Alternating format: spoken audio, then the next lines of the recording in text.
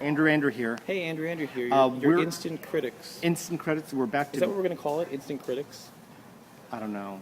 We have critically instant. We have 5 days. We have not. We have like a minute. That's all. Okay, only a minute. We're only going to.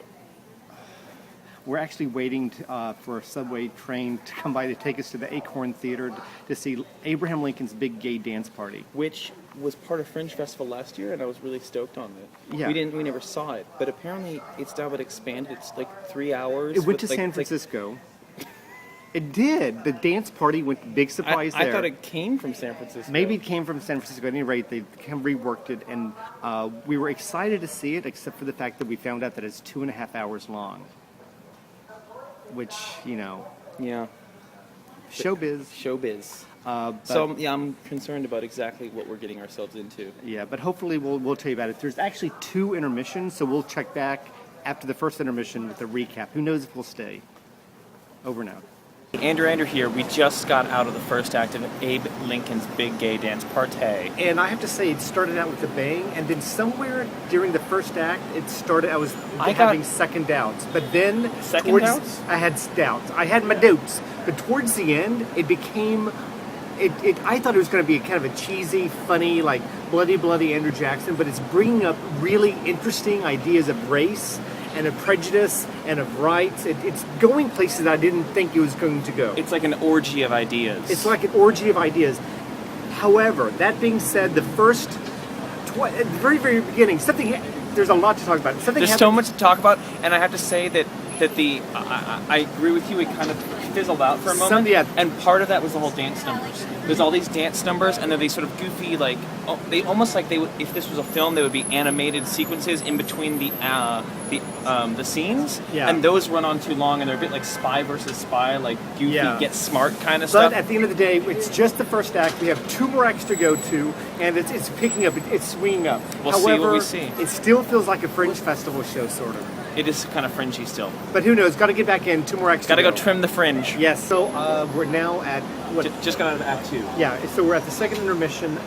What do you think? I think that it's. I think we said it was an orgy of ideas earlier. Yeah. And it is. And there's a way that the writing makes you feel like you're understanding what's happening. It has these moments of clarity where things really come together and make sense, but it's also kind of sloppy and still feels kind of fringy.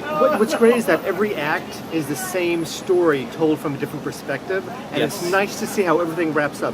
The worst thing about it so far is the name. It deserves more than Abraham Lincoln's Gay Party. It's not like that. It deserves a better title. Oh, it's not like that. No, it is, but it's not. So we have 1 more act to go, and I have a feeling it's gonna be interesting to see what happens on the third act. We'll see. Okay. So we just got out of the entire 2.5-hour production of Abe's Big Gay Danceteria-thon. And I've got to say, I still stick by the words that the title does not do the show justice at all. The title.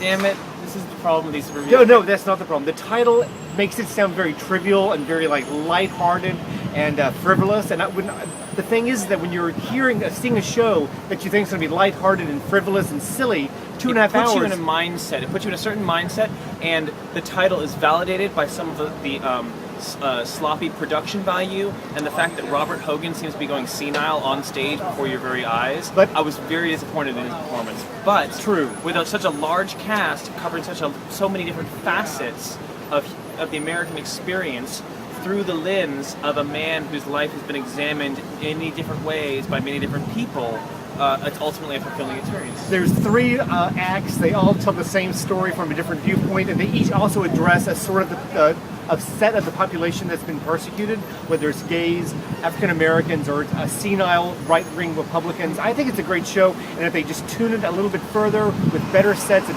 kind of fine-tuning the dancing, it'll be great. It's still in previews for another week, so I mean, hopefully they'll work out the kinks. It's good. Go see it.